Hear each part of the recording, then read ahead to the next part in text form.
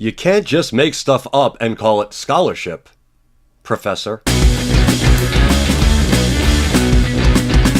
Hello my friends of the Psychedelic Renaissance, it's Tom Hatzis, your psychedelic historian, and this is Professor Ostling's postmodern witch ointment fantasy, or how not to argue a point.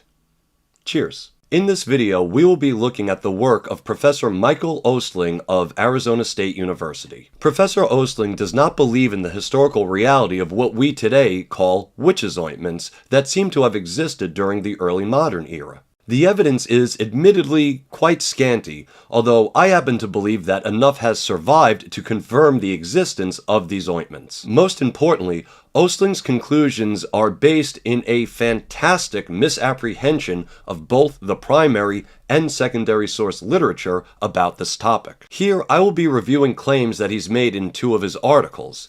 One titled Baby Fat and Belladonna, and the other is a review he drafted of my book, The Witch's Ointment. To be clear, in this video I will not be arguing in favor of the reality of witches' ointments. Instead, consider this a lesson in how not to argue against the reality of witches' ointments. Before we get into it, please give this video a like and a share, subscribe to the channel, hit that bell icon, and find me on Instagram. Beginning with his review of my book, Ostling states, every few years, someone sets out to show that the alleged flight of accused witches can best be explained via an examination of the hallucinogenic properties of the supposed witch's ointment. We are already off to a terrible start.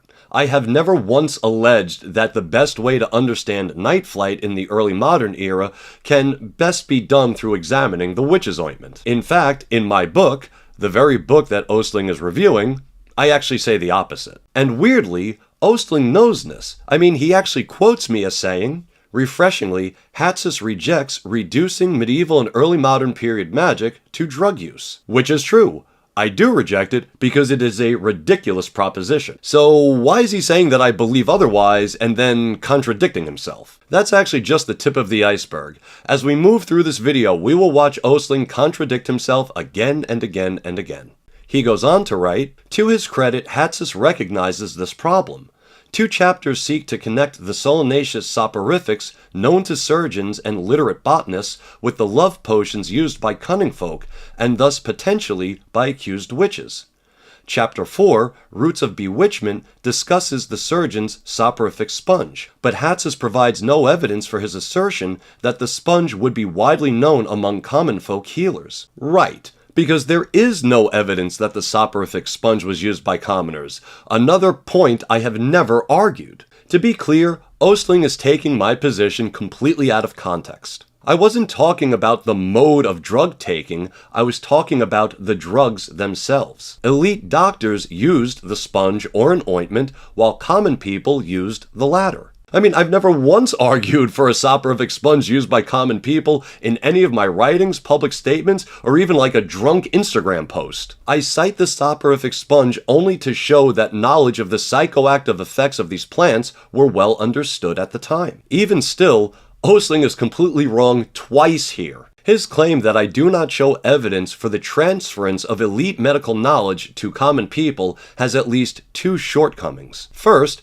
who says that all medical knowledge had to come from elite universities? As early as the 1st century CE, Pliny the Elder notes that such people knowledgeable of herbs existing in rural areas, meaning far away from university settings. As for the early modern period, I make great use of Petrus Hispanis's Thesaurus Pauperum, or A Treasury for the Poor, a medical book that was fully intended at the time to offer elite medical knowledge to common people. The book was translated into several languages, attesting to its widespread popularity. There were also various medical texts called leech books which were used by common people, including Bald's Leech Book, the Old English Herbarium, and a leech book cataloged as M136, which demonstrates beyond any shadow of a doubt that elite medical knowledge had reached common people. It is also well known that the 16th century alchemist physician Paracelsus allowed common healers and herbalists to attend his university lectures, which I also cite in my book. There is even more evidence demonstrating that common people knew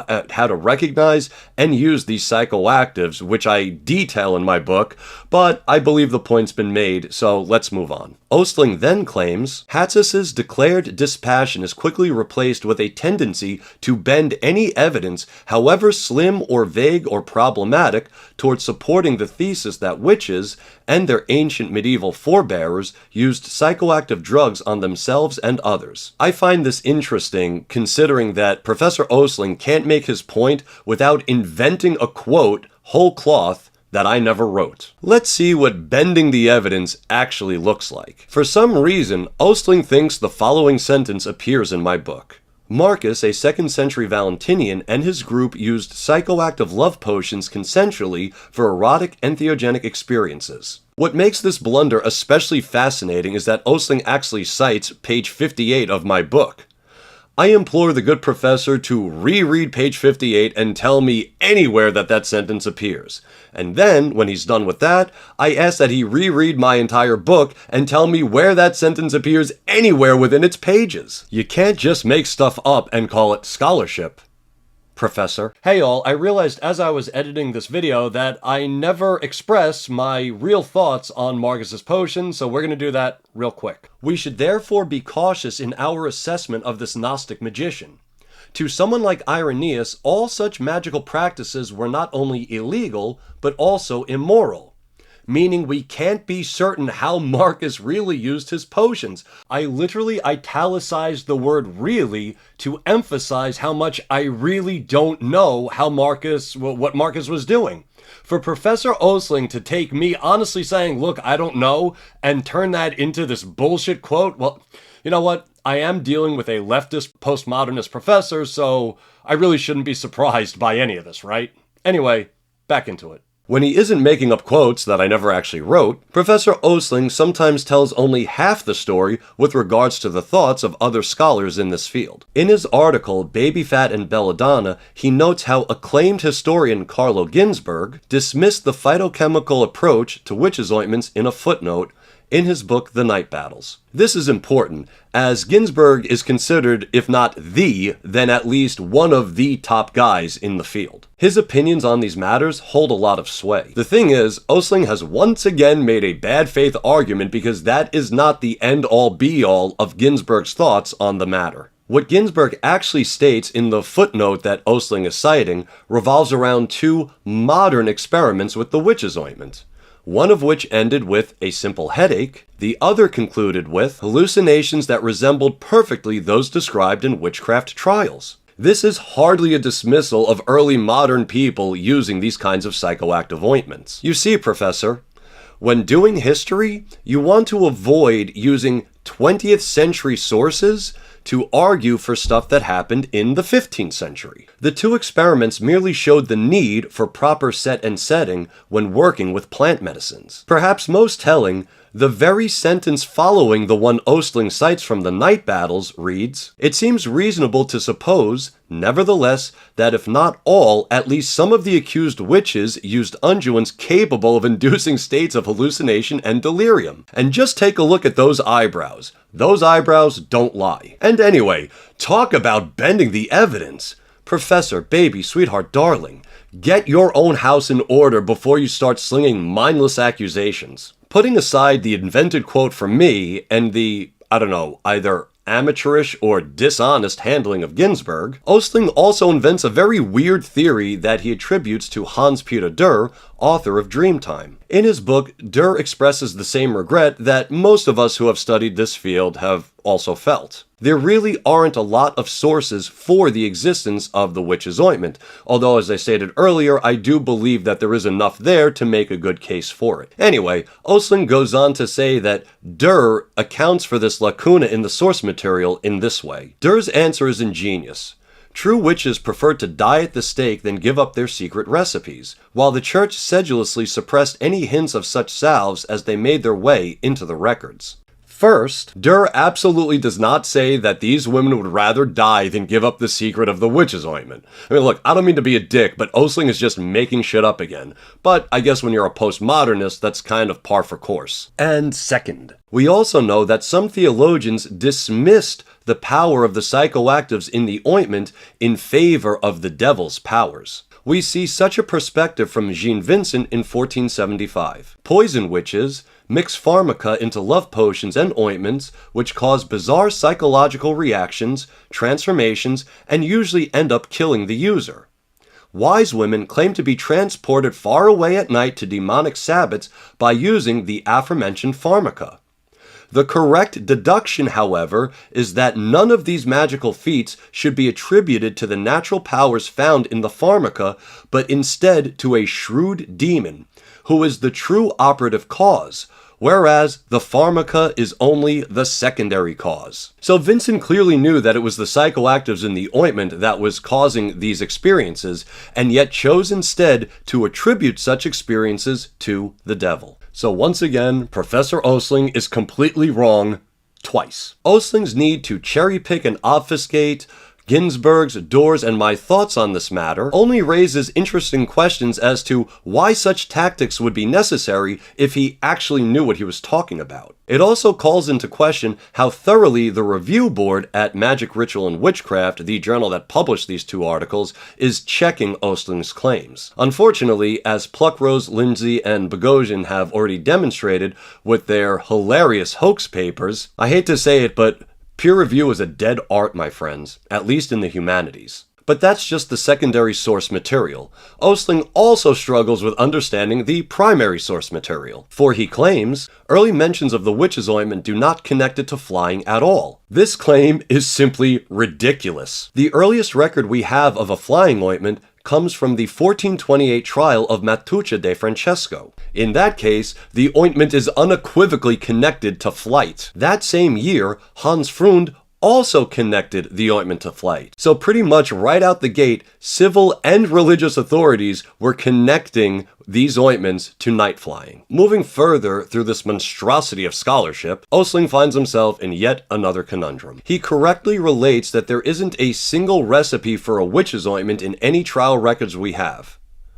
But why would there be? Using a psychoactive ointment to fall into some kind of trance was not illegal in early modern Europe. Like, if it was, please, Professor Ostling, show me a single law that says so. People took other people to trial over accusations of maleficia or harmful magic, not for self-applying a psychoactive ointment. Like, would you take your neighbor to court because she took Ambien and had some kind of weird dream? Yeah, of course not. It makes absolutely no sense. You'd be laughed right out of court. And yet, as I cite in my book, there are many recipes for these kinds of psychoactive ointments found in the leech books that I mentioned a moment ago. My thesis is that it was these kinds of ointments that people used for night flight. Also, as Professor Ostling is well aware, or at least he should be if he's teaching historical witchcraft at the university level, the majority of people actually brought into court under suspicion of witchcraft were not people with an interest in the occult. They were mostly ordinary people that got swept up in a witch scare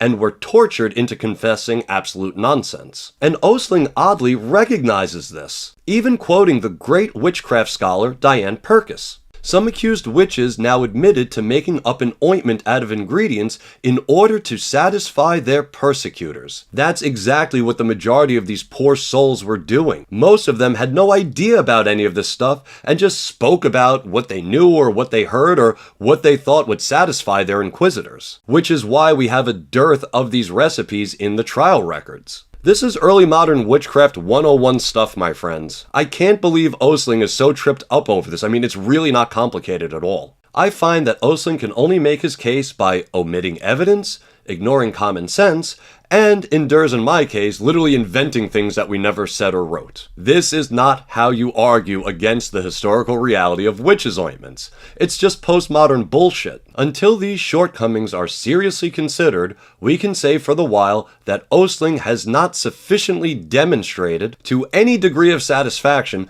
that the witches' ointments were products of theological fantasies and not real ways that people accessed otherworldly states during the early modern era. Well, my friends, that's all I have for you this time, and I'd love to thank you for stopping by. If you found value in this content, please give this video a like and a share, hit the bell icon, subscribe to the channel, and let's meet up on Instagram. And until we meet again, I'm Tom Hatsis, your psychedelic historian, reminding you that you free your mind by not making up quotes, actually doing legitimate research, and maybe staying quiet until you actually know what you're talking about.